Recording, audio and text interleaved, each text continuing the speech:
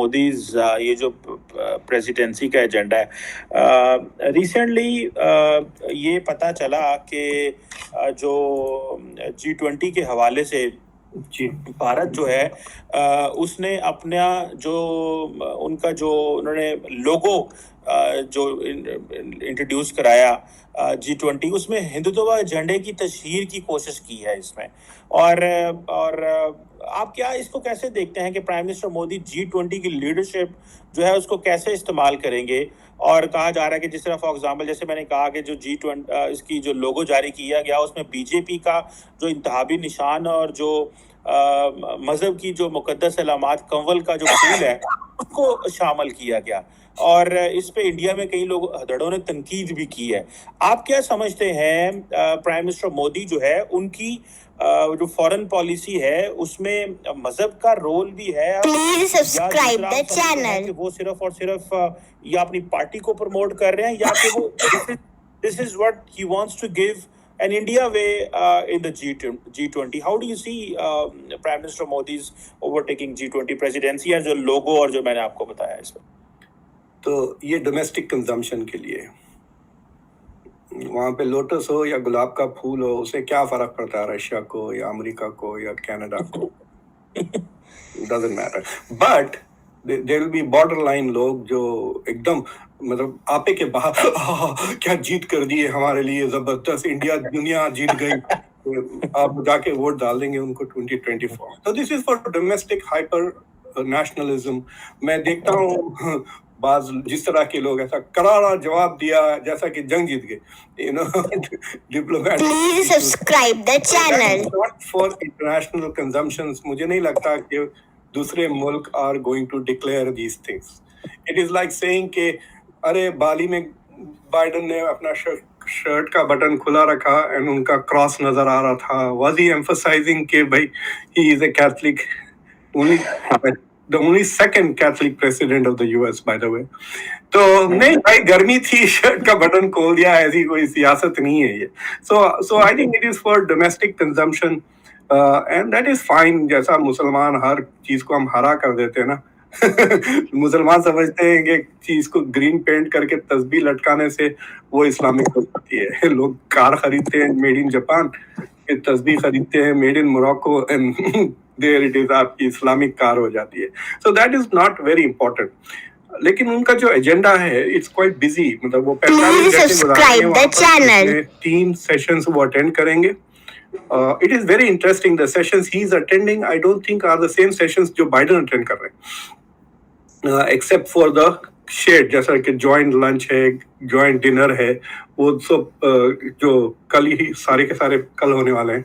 So वहाँ पे तो वो होंगे, but he is focusing on health और जो food और fertilizer की जो shortage supplies है, health और इन चीज़ों पर वो तवज्जो कर रहे हैं। सो इंडिया का जो एजेंडा है जो सेट होने वाला है G20 के लिए, it is also focused on the issues that he will be addressing in this meeting. जो फॉरेन मिनिस्टर जयशंकर ने कहा कि India is going to seek to give voice to the global south, ये बहुत इंपॉर्टेंट है।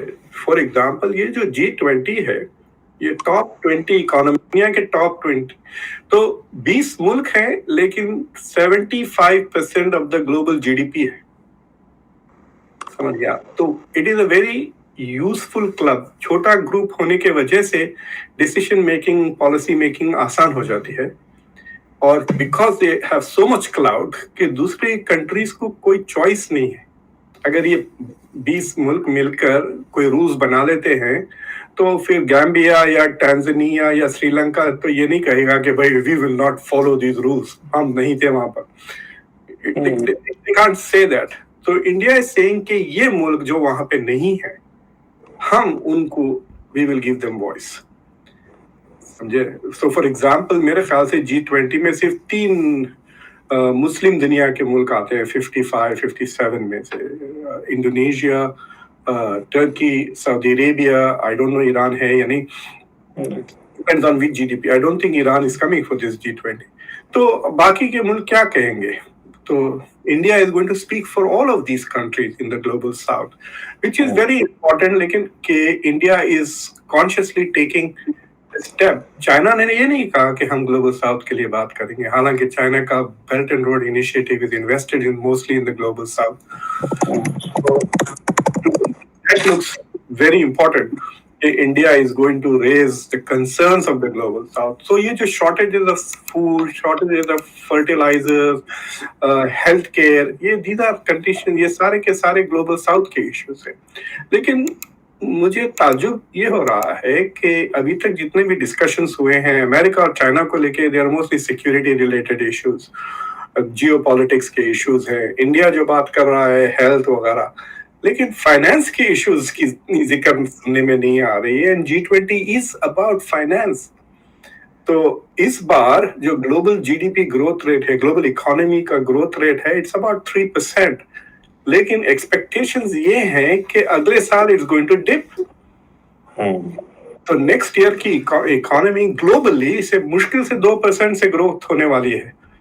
So it is a huge concern. और लोगों का कहना है कि it is because of China alone कि the world is not in a recession, क्योंकि China will not be in recession. तो अमेरिका, चाइना और यूरोप अगर रिसेशन में नहीं है तो ग्लोबल रिसेशन नहीं होता. तो अगर यूरोप रिसेशन में पड़ भी जाता दिस विंटर, चाइना और यूएस के वजह से the world will not be in recession, लेकिन इकोनॉमिक स्लो डाउन जरूर हो जाएगा. और because Europe might be in recession और चाइना के एक्सपोर्ट्स यूरोप को इतने ज्यादा हैं, तो हो सकता है कि चाइना की इकोनॉमी जो स्लो डाउन होगी और ज्यादा स्लो डाउन हो जाएगी. These are major issues for the global concerns के लिए सप्लाई चेन्स का सवाल हो जाता. इंडिया को जो G20 की लीडरशिप मिल रही है उससे क्या वो जो वाकई ग्लोबल साउथ की आवाज उठा सकते हैं या नहीं, that will also be a question that we will keep raising for next 1 year, because the presidency changes for 1 year. दो